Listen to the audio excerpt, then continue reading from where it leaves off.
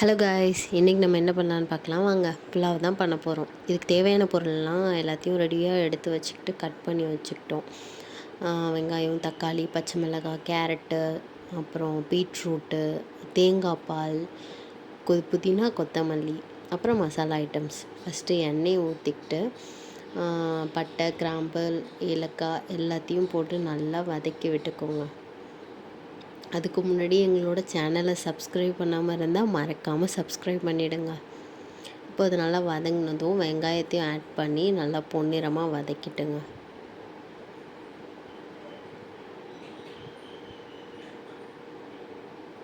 அது கூடவே 5 பச்சை மிளகாய் நீளமாக ரெண்டாக கட் பண்ணி போட்டுக்குங்க. வெங்காயம் வதங்கினதும் ஒரு 2 ஸ்பூன் இஞ்சி பூண்டு பேஸ்ட்டும் ஆட் பண்ணி அதையும் நல்லா பச்சை வாசனை போகிற அளவுக்கு வதக்கி விட்டுக்கோங்க.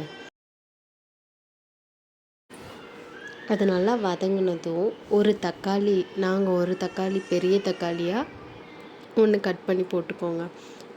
சின்ன தக்காளியாக இருந்தால் 2 போட்டுக்கோங்க. அதையும் நல்லா வதக்கி விட்டுட்டு தேவையான அளவுக்கு உப்பு போட்டுக்கோங்க.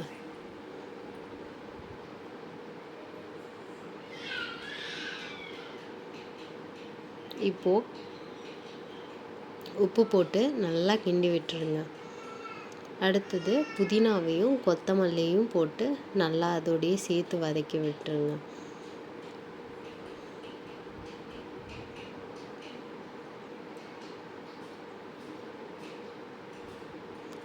இப்போது அது வதங்கின வாட்டி நம்ம கட் பண்ணி வச்சுருக்குறோம்ல கேரட்டும் பீட்ரூட்டும், அது ரெண்டுத்தையும் போட்டு நல்லா வதக்கி விட்டுட்டு தேங்காய் பால் பிழிஞ்சு வச்சுருக்கோம்ல அதையும் இதோடையே சேர்த்து ஆட் பண்ணிக்கோங்க. அப்புறம் 1 டம்ளர் தண்ணியும் ஆட் பண்ணிக்கோங்க.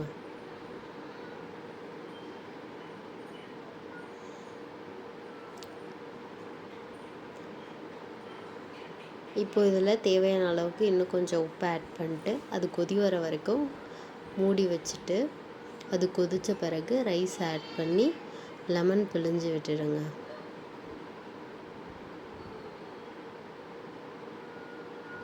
அப்புறம் 1 ஸ்பூன் அளவுக்கு நெய் கொதிக்கும் போது ஆட் பண்ணிக்கோங்க. அப்போ தான் ஸ்மெல் வராமல் டேஸ்ட்டு சூப்பராக இருக்கும். இப்போது மூடி போட்டு நம்ம மூடிட்டு விசில் செட் பண்ணிக்கலாம்.